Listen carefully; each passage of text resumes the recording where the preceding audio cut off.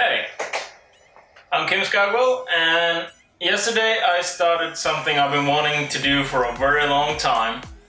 I started to organize all my old photos, which goes back to about 2010, I think. And I don't want CR2 files because they produce those really annoying XMP sidecar files with metadata, light information and stuff like that.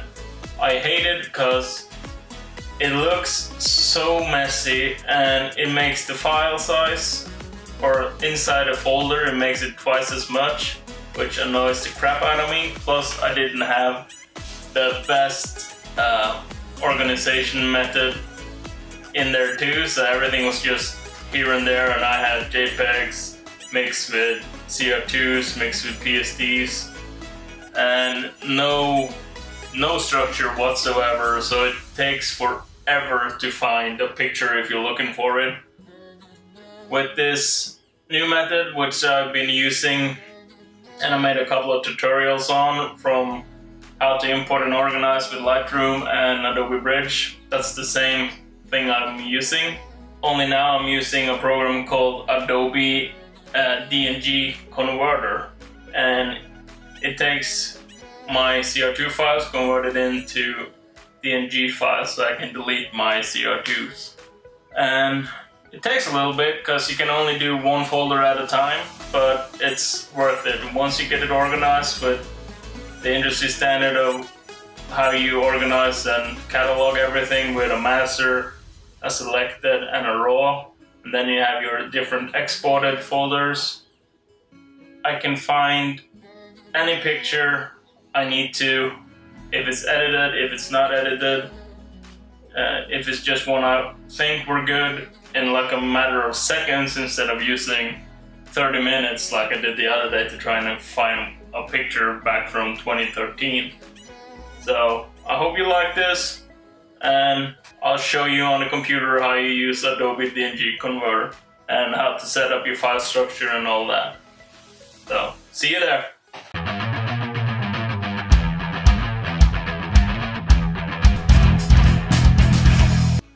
So, here we are on the computer again, and as you can see here, if I go to this folder, I got a ton of XMP files. It's like twice as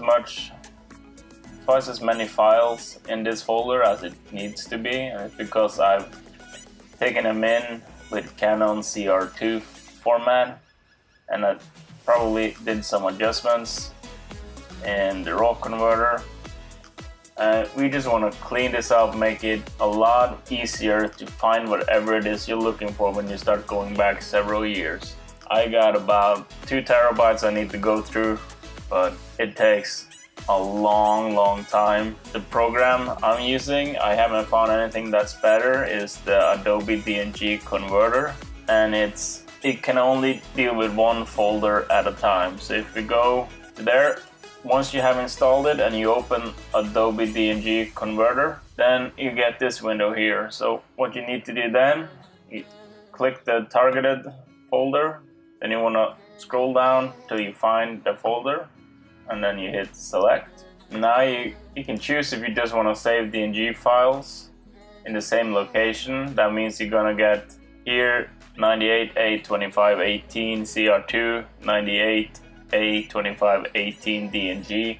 I don't like it because we're gonna delete it, so this is the quicker way to do it. Save a new location, select a folder, then you have to find that again, Mount Lemon, and then you go here, new folder, and you spell raw and hit enter. Now you can see we got a raw folder up here. So now you just hit select and start converting. This is gonna take some time because the program isn't too fast. It's a USB 2 connection to one of my old hard drives, and I got the screen recorder going. I'll see you when it's done.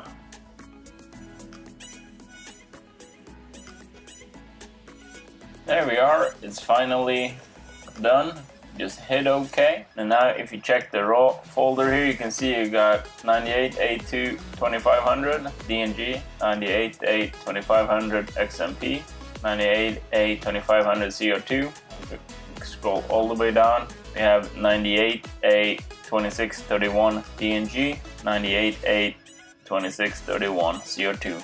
So the next step in our organization cleanup process, to make it easy for yourself to find whatever file or picture you need, in, let's say a month, 2 months, 8 months, a year, 2 years, 6 years. Mark all these, hit Command Delete, then you're gonna create a new folder called Master, and then create a new folder called Selected. And this has been the industry standard for quite some time on how to organize your photos. So here in the raw folder is when you import all your pictures of your card or your camera. This is the first place to go. You want to import them and convert them to DNG. And once you go through them, you can mark in Bridge or Lightroom. You just hit them with a star, that will show up. And then you take all the ones you think are good, which will be your selected ones. You just drag them over to the selected folder. These are the ones you want to edit or you think you can do more stuff to or finish. So once they're in here, you find the pictures you want to edit out of these ones. Once you're done with your edit, or at least you think you're done, you save it as a TIFF, PSD, PSP in your master folder. That way you still have it in like your raw file will still be here in the selected, and your master output file will be in the master here. That way it's super easy if you need, for example, this picture and that was one you selected. Okay, I know it's in Mount Lemon. I know I selected that photo. If you wanted the one that hasn't been edited, or I need the ones that are edited, they will be in the master. And then once you have the edited, you want to have, like here, I have 1200 pixels. That's the size of the pictures.